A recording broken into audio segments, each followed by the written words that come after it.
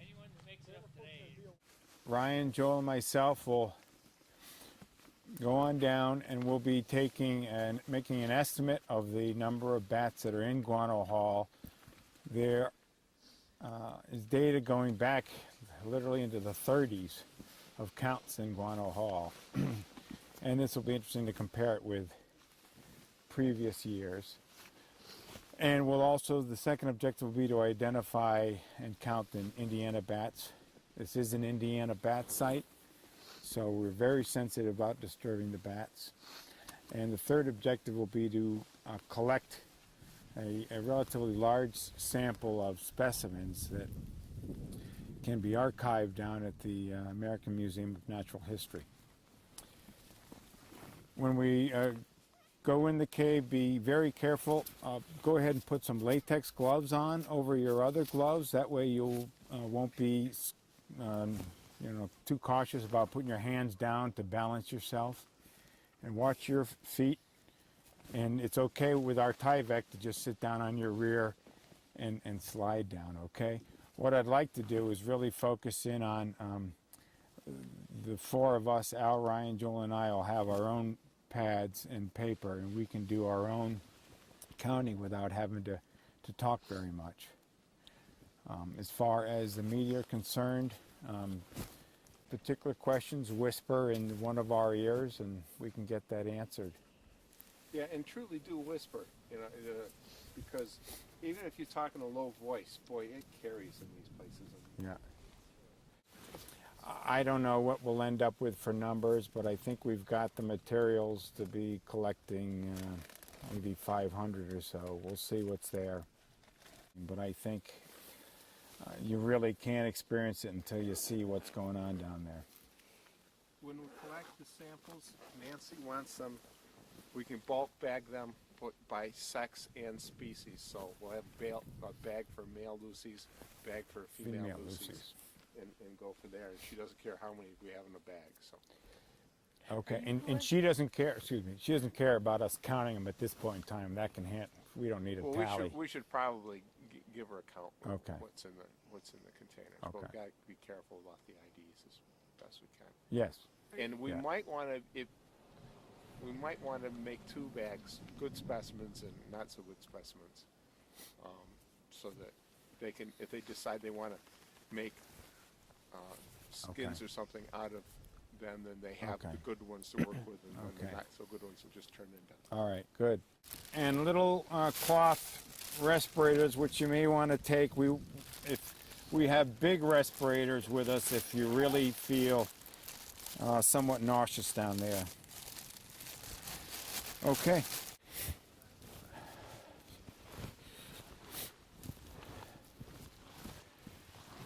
In the corners over here, last year you could have seen clusters of bats that were dead. These bats are trying to hibernate outside the cave, which they won't be successful in at these temperatures, and in all likelihood all of those bats are probably dead, if not near so. Are those little brown bats? Yes. Yeah. And you can see in almost every little fissure here, there's a little brown spot of bats that they come out here. Tried to. Why do they come out in here? Well, they're coming out of the cave because they've simply run out of fat reserves, and by coming out where it's coldest, they can go into a very deep torpor. The problem with it, of course, it's so cold that they are essentially freezing to death out here. And as the winter progresses, these clusters will get larger and larger. Right. You see quite a few. Now some bats over there now. Now what are they trying to do? They're trying to get out? They're trying to leave. You can see Are they thirsty, they're shivering. hungry? What are they trying to look for? Well, they are very hungry. They're totally, their fat reserves are down. And here they are going to try to cluster right before our very eyes with some other bats in that corner to try to stay warm. But you can see. So they're all good. And it's this body heat they're actually using to well, at this point, they are simply on the last of their energy reserves, and so clustering they are naturally an animal that clusters anyways. But in this case here, these bats are just running out of energy, and they're trying to stay warm as they can at the very last stages of their lives. This is not the kind of activity that bats should be doing at this time of year. They should be saving all their energy deep in hibernation inside the caves where it's warmer. So these bats we see on the outside, and talk to Daniel. There's no reason, no way that these bats are going to survive. Talk to Daniel. These bats are basically dead. These bats are dying and will die very shortly. At these temperatures here, it's about 24 degrees. They won't make it through the day. Through the day. Right.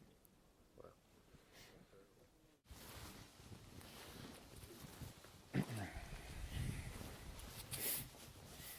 And you can begin to, unfortunately, pick up the smell of bat carcasses. Oh dear.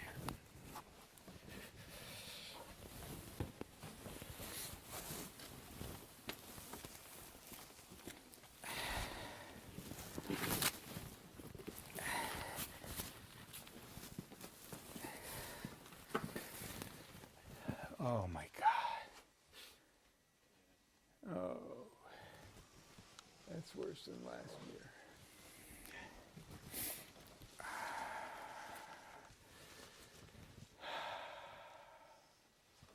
How bad does it look, Scott? It looks really bad. Worse than last year? Yeah, much worse than last year. The extent of this tragedy is going to really strike us today, I'm afraid.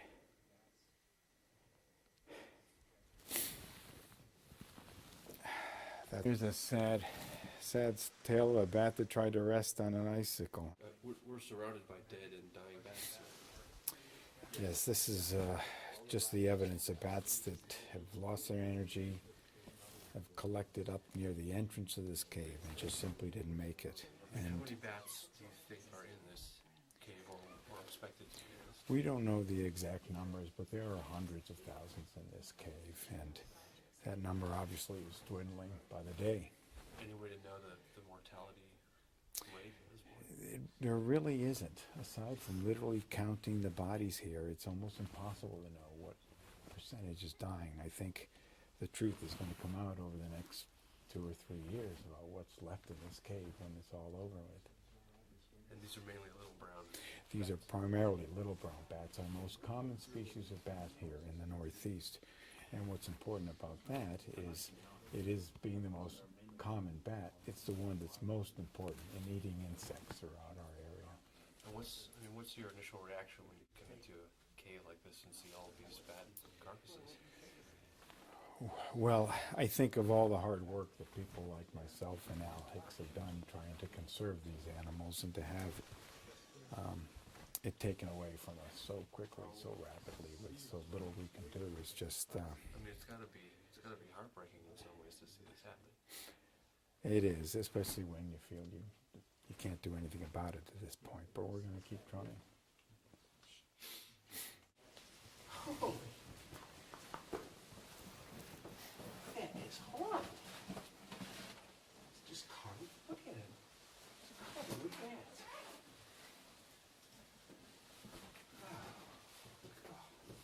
You got bags for collection. Yeah, I've been in, I think I've been in every major site that has white nose. And this is far worse than we've seen before. The ground is literally sometimes 2 or 3 bats deep here. I suspect it's because we are on a mountaintop in Vermont, and it's so much colder here that the animals, given the option of coming to the entrance and flying away onto the landscape, or staying and dying, if we were farther south, Lower Hudson River Valley, they've made the choice to fly away. So when we go into our sites, we do our counts, and we've lost 20,000 bats. Thanks, Joel. People can't What color is that band? look at something and see What is? that 20,000 bats are dead because they're scattered all over the place. And here, this is what we're hoping to show you guys, is this is really what's happening to these bats, although you don't notice it elsewhere because they're just scattered down. Are any of these alive?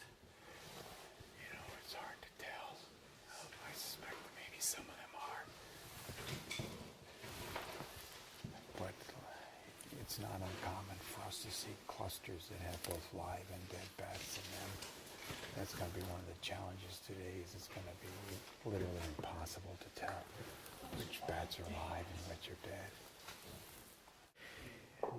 The floor is just littered with them, and it's almost impossible to estimate how many dead bats there are here, but it's obviously tens of thousands. It's quite grim, and it's a story that we're living all winter long here, and believe it or not, it's still the end of February, and we still have another month and a half to go. So this could get worse. So this will get worse, considerably worse. And there are many bats who are alive up there on the ceilings that I expect won't make it. So the bats that we see dying or dead on the ground, they've starved to death? Do we know why? Well, all we know really is that their fat contents are almost completely depleted. And so one can assume these bats are dying of starvation, but really what is the cause of that is the challenge we have scientifically. We need to figure out what is killing these bats. Do all of these bats exhibit the same characteristics? Do they all have the white nose syndrome? Do they all have depleted fat? Well, the fungus expresses itself differently with different bats, and some bats have a very characteristic white nose, from which the name of white nose syndrome comes from, and other bats, you can't observe the fungus, but most of them have the fungus. But again, if that's what's killing them or not, we don't know. When did you first start seeing bats dying like this here in Vermont? Well, when we came back to Aeolus last year, around March, we began to see carcasses on the ground. And as we continued to kind of monitor the effect of white nose syndrome on this cave, we'd come back and there'd be more and more. But frankly, there was never anything like this. And clearly, the second year of white nose syndrome is having a much more dramatic effect on this cave. This cave has been around for how long? This cave has been around since the glaciers left Vermont 10,000 years ago. And bats have And been coming here. bats have evolved for this entire region, from New York to New England, to come to this site, to spend the winters, to save energy, and wait until the spring comes when the insects finally come out. And it's just a perfect little system for them. Bats in our area are voracious insectivores. They eat insects at an incredible rate. And just in Vermont alone, the number of bats that are affected with white nose syndrome can equate to about 2 billion insects per night that won't get eaten because those bats are dead. 2 billion insects per night? That's right. And so when you begin to add up those numbers, you begin to realize that the implications can, in fact, be very significant. And when often people ask me, can you give me a word that describes bats? The word I use is fascinating, because they have evolved for 50 million years, learning how to get an advantage of flying to feed at night and then hibernating for 40% of the year to save energy. You have to give some respect for an animal that's evolved so beautifully as that. Well, as a bat biologist, with all my other peer bat biologists, we have worked our careers to try to conserve these species, to better understand them, and to develop conservation strategies so they can be sustained long into the future. And then to have this kind of event happen, all within 1 or 2 years' time, and to see bat populations drop as dramatically as they are. You can't help but have it tug at your heart, tear at your soul, simply because all of that hard work is consumed now in something that you didn't expect you never thought in your whole career could ever happen.